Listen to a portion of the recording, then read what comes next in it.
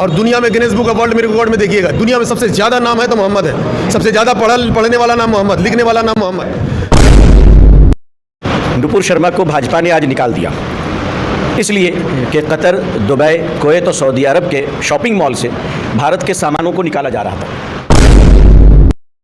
लेकिन ये बात तो ज़रूर कहूँगा कि तमाम सेकुलर कही जाने वाली पार्टियां जो हैं वो सिर्फ वोट बैंक के लिए सेकुलर है, वरना मुसलमानों के मामला में कुछ भी होता है तो कभी भी आपने नहीं देखा होगा कि चाहे वो मुस्लिम लीडर हो पार्टी के अंदर या सेकुलर कही जाने वाली पार्टी हो। मैं बार बार यही जुमला दोहराता हूँ, सेकुलर कही जाने वाली पार्टी हकीकत में कोई सेकुलर पार्टी नहीं है। रसूल की शान में गुस्ताखी करने वाली बदतमीज़ औरत नुपुर शर्मा और नवीन जिंदाल के खिलाफ अपना सिर्फ हिंदुस्तान में बल्कि हिंदुस्तान से बाहर गल्फ कंट्री में भी गम और गुस्से का लहर पाया जा रहा है। आपको बता दें कि यही वजह है कि गुज़िश्ता कल नुपुर शर्मा को सस्पेंड करने के बाद न सिर्फ सऊदी अरबिया बल्कि ईरान, अफ़गानिस्तान, कुवैत, कतर, यहाँ तक के पाकिस्तान और बांग्लादेश जैसे दर्जनों मुस्लिम कंट्री ने हिंदुस्तान के खिलाफ मोर्चा खोल दिया है। आपको बता दें कि इस तरह से हिंदुस्तान की सफ़ीर को भी बुलाया गया और नाराज़गी जाहिर की गई। सिर्फ इतना ही नहीं, हिंदुस्तान के तमाम प्रोडक्ट को भी शॉपिंग मॉल से निकाल बाहर किया जा रहा है, जिसके बाद नुपुर शर्मा के खिलाफ कार्रवाई की गई। यही वजह है कि इसका असर बंगाल की सरजमीन पर भी देखा जा रहा है। नुपुर शर्मा के खिलाफ FIR दर्ज का सिलसिला भी जारी है। हिंदुस्तान के मुख्तलिफ स्टेट में हर जगह FIR दर्ज करवाया जा रहा है। इसका असर बंगाल की सरजमीन यानी कोलकाता में भी देखा जा रहा है, जहां राजा बाजार के सरजमीन पर उलमाए अकराम के वफद ने न सिर्फ नारकलडांगा थाने में FIR दर्ज करवाया बल्कि इसके खिलाफ स्टेट कॉर्नर मीटिंग का एहतमाम भी किया। आइए सुनते हैं उन्होंने क्या कहा। कर रहे हैं ये फला मसलक वाले कर रहे हैं, उनको मैं ये पैगाम देना चाहता हूं कि ये जो हिंदुस्तान की हुकूमत है, जो अभी सेंट्रल में बरसर इक़्तिदार है, जिसका हेडक्वार्टर नागपुर है, इसका मकसद मसलक नहीं है, इसका मसलक मुसलमानों को और इस्लाम को नुकसान पहुंचाना है। आर्यन खान जो शाहरुख खान का बेटा था, वो कोई हमारे जैसा बाअमल मुसलमान नहीं था, लेकिन उसे भी नहीं बख्शा जाता है। इसीलिए अजीजान मिल्लत ये कान खोल कर सुन लो कि अब मसले की दीवार को मिटाकर एक जगह आकर खड़े हो जाओ।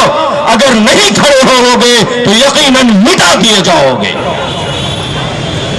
इसीलिए अब भी अगर नहीं जागोगे तो कब जागोगे गैरतमंद मुसलमानों?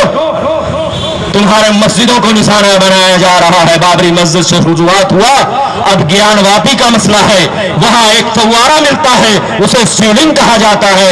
इसी तरह से तकरीबन 30,000 मस्जिदों का मामला है, और अब तो वो मस्जिद या मजहबी मकामात के जो तहफ़्फ़ुज़ का कानून 1991 में बना है, ये लोग उसे भी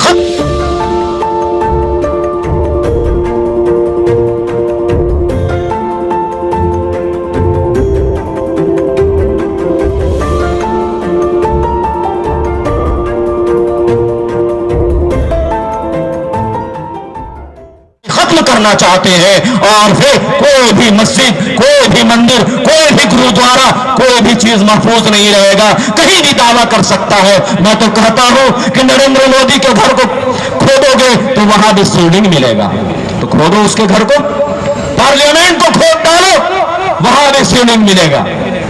लेकिन यह दावा कोई नहीं कर रहा, मस्जिदों में उन्हें सीलिंग नजर आता है। अलबत्ता जो नफरती चिंटू सब हैं, जो अंग्रेज़ों के भागते हुए कुछ अंडे छूट गए थे, उन लोगों को यहाँ से उन लोगों से इस देश को पवित्र बनाने की जो जिम्मेदारी है वो हम भारतीयों को मिली है। नुपुर शर्मा को भाजपा ने आज निकाल दिया, इसलिए कि कतर, दुबई, कुवैत और सऊदी अरब के शॉपिंग मॉल से भारत के सामानों को निकाला जा रहा था, जो हमारे लिए दुख का विषय है। जब हम विदेशों में जाते हैं और अपने भारत का ब्रांड देखते हैं तो सीना चौड़ा हो जाता है, सर उठ जाता है। तो हम नहीं चाहते हैं कि नुपुर शर्मा और नवीन जिंदल साहब जैसे छोटी मानसिकता के लोगों की वजह कर भारत के 150 करोड़ लोगों का सर झुके। लेकिन इतनी बात मैं ज़रूर कहूँगा कि हुजूर सल्लल्लाहु अलैहि वसल्लम के ताल्लुक़ से ये अंधभक्त और नफ़रती चिंटू और लूज़ टॉकर और चरित्रहीन लोग जितनी जल्द ठीक होना है ठीक हो जाए तो बेहतर है, वरना पैगंबर हज़रत मोहम्मद सल्लल्लाहु अलैहि वसल्लम के विरुद्ध एक शब्द को न कभी बर्दाश्त किया गया है और न अभी करेंगे। जीने मरने का सवाल तो यहाँ पर आता ही नहीं है। नबी का नाम रहेगा तो हम भी रहेंगे। शान रिसालत की बात करें तो ये अरुण सिंह जी ने कहा है, बीजेपी के जनरल सेक्रेटरी, कि ये बीजेपी पार्टी किसी भी हाल में इस तरह के बयान को सपोर्ट नहीं करती और ना ही ऐसे लोगों को सपोर्ट करती है। बीजेपी किसी भी मजहब को नुकसान पहुंचाने या किसी भी मजहब की दिल आज़ारी करने पर आमादा नहीं हो सकती है। मैं महाशय के इस बयान का स्वागत करता हूँ, कोई टिप्पणी नहीं। अच्छी बातों पर अगर कोई गलत आदमी भी अच्छी बात कर जाए तो उसका स्वागत होनी चाहिए। बात तो जब है कि जब कतर में जब पाबंदी लगाई गई है तब उन लोगों ने सस्पेंड किया है, और एक तरफ से बीजेपी जनरल सेक्रेटरी का इस तरह का बयान, क्या उन्हें उस चीज़ का खदशा है कि कहीं ना कहीं भारत को नुकसान पहुंचेगा जिसकी वजह से उन्हें सस्पेंड किया गया? अल्लाह न करे कभी भारत को नुकसान न पहुँचे, अल्लाह न करे, अल्लाह ताला भारत को ठीक रखे।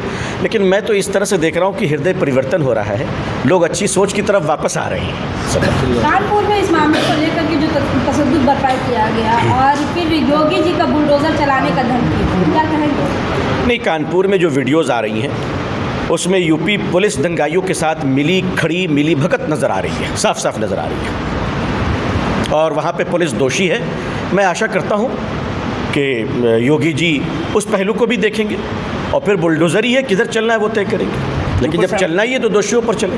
अब तुलसीदास का रामचरितमानस पढ़िएगा, हमने पढ़ा है, लिखते हैं कि बिन मोहम्मद पार न हुई है।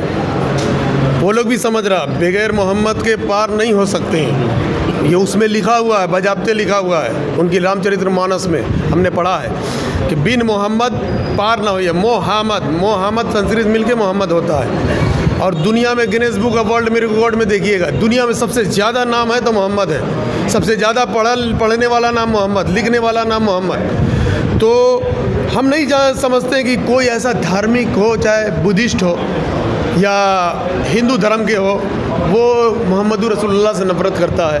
ये जो जाहिल लोग हैं, जो बेगैरत लोग हैं, जिन्हें रसूल का इल्म ही नहीं है, प्रॉफिट ऑफ मोहम्मद का मर्तबा ही नहीं मालूम है, वही गुस्ताखी कर रहे हैं। और हमारी मांग है कि ऐसे लोगों को के साथ कार्रवाई की जाए। और हम तो ये मांग करते हैं किसी भी धर्म के हो, चाहे वो मुस्लिम हो, चाहे हिंदू हो या क्रिश्चियन हो या ईसाई हो या सिख हो, कोई किसी मजहब के बारे में बोल रहा है, हमारे देश में एक संविधान में कानून पास। देखिए, हमारा मकसद ये है कि भारत में, मैंने आज जलसे में भी कहा कि भारत एक जमहूरी मुल्क है और यहाँ भारत जो देश चलता है ये संविधान के हिसाब से चलता है और यहाँ के कवानीन हैं। तो नुपुर शर्मा ने अगर गुस्ताखी रसूल की है तो भारत के संविधान के अंदर उसका कानून मौजूद है, उसका आर्टिकल मौजूद है, उस आर्टिकल के तहत हमने एफआईआर दर्ज करवाया है। और हम भी भारत के संविधान जब नुपुर शर्मा के पास आयद होता है, ऊपर आयद होता है, तो हमारे ऊपर भी आयद होता है कि भारत में जो हमको इख्तियारात दिए हैं, जो कानून हमें दायरा दिया है, उसी दायरे में रहते हुए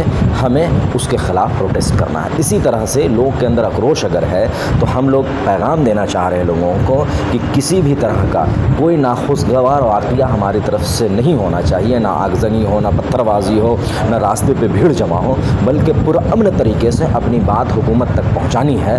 और फिर कोर्ट खुला हुआ, अदलिया पे हमें पूरा भरोसा है, अदालत इसका फ़ैसला करेगी और इंशाअल्लाह रहमान, जैसा कि हमने कहा कि हमने केस दर्ज किया है और अब हम कोर्ट में जो है नुपुर शर्मा से समझेंगे, कोर्ट का मामला है, अब अदालत जो भी फ़ैसला करेगी हम उसे तस्लीम करेंगे। लेकिन हम मुज़ाहमत जारी रखेंगे पुरअमन तरीके से, जैसे आज हमने स्ट्रीट कॉर्नर मीटिंग किया जिसमें हमने ना रास्ते को ब्लॉक किया, ना हमने कुछ किया और ना कुछ ऐसा नाजेबा हमने बात कही, बल्कि हमारी तरफ से अमन की बात हुई और कानून के दायरे में रह करके हम एहतजाज करते रहेंगे, आखिरी दम तक करते करते रहेंगे। किस कौन कौन उलमा-ए-कराम और कौन कौन से पुजारी पंडित जी आप लोगों के साथ शामिल हैं? हमारे साथ शिया आलिम हैं, जैसे आपने देखा हमारे जलसे में हज़रत मौलाना मेहर अब्बास रज़वी साहब थे। हमारे साथ नूर हुसैन वारशी साहब थे जो वारिश मानने वाले हैं। हमारे साथ बरेली आलिम दीन है। हमारे साथ अहले हदीस के उलमा कराम हज़रत मौलाना मारूफ सल्फ़ी साहब हैं। हमारे साथ बाकी आपने देखा हज़रत मौलाना अबू तालिब रहमानी और तमाम लोग ये उलमा कराम, बल्कि एक एक बंदा एक एक इंसान जो पंचर बनाने वाले कहते हैं ना, वो भी साथ हैं और उनके दिल के अंदर भी ये जज्बा है कि नामूस रिसालत के नाम पे हम अपने आप को कुर्बान कर सकते हैं, लेकिन गुस्ताख़ रसूल किसी हिसाब में हम कबूल नहीं कर सकते। कानपुर के अंदर हुआ, कानपुर के अंदर जो मामला हुआ है, ये मामला दरअसल आपने वीडियो के ज़रिए जो देखा है, ये तो मुसलमान प्रोटेस्ट कर रहे थे, लेकिन उसके ऊपर पत्थरबाजी कहीं और से की गई। अब जब उन्होंने पत्थरबाजी किया तो हो सकता है जवाबी पत्थरबाजी इधर से हुई होगी। तो अभी ये देखें कि इन्होंने एक पत्थर का भी एक नया, जैसे गाय गोबर और इन सब का एक हरबा इस्तेमाल किया था, उसी तरह से अब नया डायलॉग इनका शुरू हो गया कि पत्थरबाज कहने लगे हैं और फिर उसके बाद उनके घरों पर बुलडोजर चलाया जाता है। तो अब ये ज़्यादा दिन बुलडोजर चलने वाला नहीं है। जब बुलडोजर उल्टा घूमता है ना, तो फिर जो बुलडोजर चलाने वाले हैं वो भी उसके नीचे आ जाते हैं। तो आज थोड़ा मुसलमान सब्र करे, तहम्मुल से काम ले और आइन के तरीके में, संविधान के दायरे में रहते हुए करे। सड़कों पर निकल कर इस तरह का हरकत ना करे जिससे आने जाने वालों को तकलीफ़ हो। ये मुल्क हमारा है, ये ज़मीन हमारी है, यहाँ के अमलाक हमारे हैं, यहाँ के तमाम हिंदू भाई हमारे हैं। हमारा कोई दुश्मन नहीं है, बस दुश्मन एक ही है जिसका नाम है RSS और उसी की सरकार मरकज़ में। इन सब चीज़ के पीछे एक ही संगठन का हाथ है और वो जो आतंकवादी संगठन है, जो भारत को आतंकवाद के अंदर ढकेल रहा है और जो भारत को 100 सालों से नफ़रत की बीज भारत के अंदर बो रहा है, जो तहरीक आज़ादी का दुश्मन था, जो father of nation Mahatma Gandhi का दुश्मन था, ये वो लोग हैं। ये हमारे हिंदू भाई नहीं है, नॉन मुस्लिम नहीं कह सकते। ये सिर्फ RSS का एक संगठन है जो कि हुकूमत को कब्ज़ा करके आज उसके पास ताकत आ गई है, तो वो तमाम तरह की हरकत कर रहा है। लेकिन ये ताकत ज़्यादा दिन रहने वाली नहीं है, कुछ साल और रहेंगे, उसके बाद में फिर ये चले जाएंगे। फ़िरौन और हामान वगैरह इन सब बड़े बड़े जो दुश्मनान इस्लाम थे, इनकी ताकत नहीं रही, तो इनकी ताकत क्या रहेगी? आपको नहीं लगता है कि यहाँ के CM या फिर पार्टी लेवल पर भी इसकी मजम्मत होनी चाहिए? देखिए, पार्टी का अपना एक प्रोटोकॉल होता है। मैं लेकिन ये बात तो ज़रूर कहूँगा कि तमाम सेकुलर कही जाने वाली पार्टियाँ जो हैं वो सिर्फ वोट बैंक के लिए सेकुलर है, वरना मुसलमानों के मामला में कुछ भी होता है तो कभी भी आपने नहीं देखा होगा कि चाहे वो मुस्लिम लीडर हो पार्टी के अंदर या सेकुलर कही जाने वाली पार्टी हो। मैं बार-बार यही जुमला दोहराता हूँ, सेकुलर कही जाने वाली पार्टी हकीकत में कोई सेकुलर पार्टी नहीं है। अब हमें एक नया प्लेटफॉर्म तैयार कर करके ख़ुद को सेकुलर साबित करना होगा, बल्कि ये सेकुलर पार्टियों के वोट बैंक बन करके अब ज़िंदगी गुजारने की।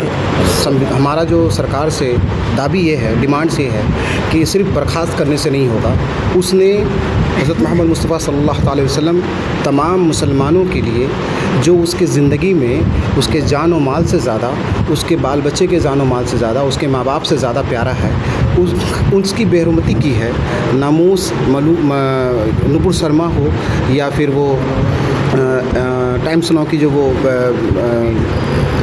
नवीन जिंदल हो, ये लोग जो है, ये लोग ऐसे लोग हैं जो सिर्फ आप देख लें कि किसी भी मज़हब के ख़िलाफ़ नहीं है, ये लोग पूरे इंसानियत के ख़िलाफ़ है। क्योंकि आप सल्लल्लाहु अलैहि वसल्लम, हज़रत मोहम्मद मुस्तफ़ा सल्लल्लाहु अलैहि वसल्लम जो है, हम लोग जानते हैं, हमारे कुरान पाक में लिखा है कि आप रहमत लिल आलमीन हैं, तमाम आलम के लिए आप रहमत बना के भेजे गए। और हमारे इस्लाम में हमेशा पीस और मोहब्बत की बात की जाती है, इसीलिए हम लोगों ने पीसफुली जो है अपने संविधान को मानते हुए, अपने संविधान पर भरोसा करते हुए हम लोगों ने अपने भारत के कानून के तहत उसके ख़िलाफ़ में हम लोगों ने अपनी कानूनी कार्रवाई की है। और हम ये आशा रखते हैं कि इंशाअल्लाह ताला आने वाले दिनों में हमारा संविधान, हमारा भारत का कानून हमें अपना हक दिलाएगा। FIR के बाद आज आप लोगों का ये जलसे में क्या पैगाम, क्या जलसा करने का क्या मकसद रहा? देखिए, जलसा करने का ये मकसद रहा कि मैं आपको बताऊं कि हमारे यहाँ पे लोगों के अंदर में बहुत सारा आक्रोश था।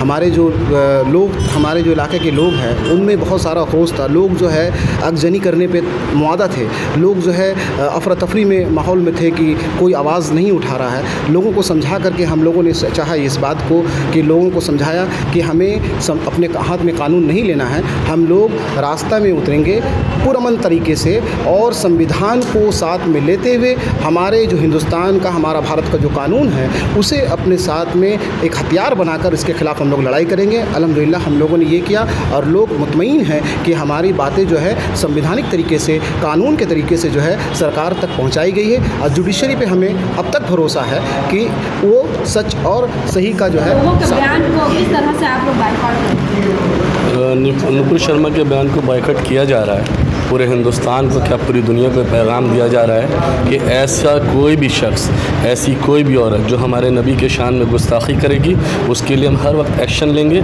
और उस वक्त आप देखेंगे कि सारे मुसलमान एक होकर एक प्लेटफॉर्म पे खड़े हैं। हिंदुस्तान की हुकूमत, क्योंकि ये हुकूमत वोट, हमारे वोट से आई है, हिंदुस्तान की हुकूमत से हम ये गुजारिश करेंगे कि आपको ये समझना चाहिए कि आप पूरे अवाम की हुकूमत है और आपको ये देखना चाहिए, आपका नारा था कि सबका साथ सबका विकास, और ये नारा कहीं छूट गया, बीच रास्ते में ये नारा छूट गया।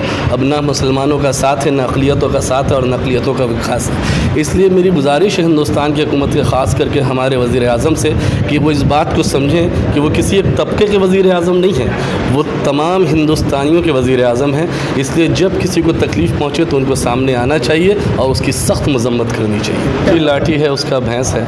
आज हुकूमत जुल्म कर रही है, आज हम मज़लूम हैं, ठीक है, और हमारे हाथ में ताकत है। हुकूमत ये नहीं समझे कि हर उरूज का ज़वाल है, आज वो हुकूमत पर कल है, कल हो सकता है हुकूमत छिन जाए, फिर क्या होगा। इसलिए उनको चाहिए कि अपनी हुकूमत को भी बचाएं, हिंदुस्तान के अवाम को भी बचाएं और मुस्तक़बिल के बारे में सोचें। इस मस्जिद की खुदाई में क्या रखा है, इस बुरक़े में क्या रखा है, और इस अज़ान को बंद करवाने में क्या रखा है। कल बच्चे इंजीनियर नहीं बने, कल बच्चे डॉक्टर नहीं बने, कल बच्चे टीचर नहीं बने, और अगर रोशन नहीं हुआ मुस्तक़बिल इनका तो कल ये माफ़ नहीं करेंगे आपको। आज ये बच्चे छोटे हैं, इतने सारे FIR दर्ज किए गए पहले भी और उसका कोई फ़ायदा नज़र नहीं आया। तो कभी ऐसा भी हुआ है कि पीछे कुछ ना हुआ हो लेकिन अभी हो जाता है। ऐसा हुआ जैसे कि यहाँ पर बोला गया है, आवाज़ उस तक न पहुँची हो जहाँ तक हम लोग पहुँचाना चाह रहे हैं, लेकिन अब भी पूरी कोशिश उसी तरह ही है कि आवाज़ वहाँ तक पहुँच जाए जहाँ तक हम लोग पहुँचाना चाहते हैं और हमारी बातों को सुन करके हमारी बात जिस तरह हम जिस चीज़ को चाहते हैं वो हमारी बातों के मुताबिक कर दें। शायद पहले जो है इस कोशिश में हम लोग कामयाब ना हो सके हों, लेकिन अभी भी वो कोशिश जारी है और कामयाबी उस वक्त तक, जब तक ना मिले उस वक्त हम लोग जारी रखेंगे इसको इंशाअल्लाह कोशिश को।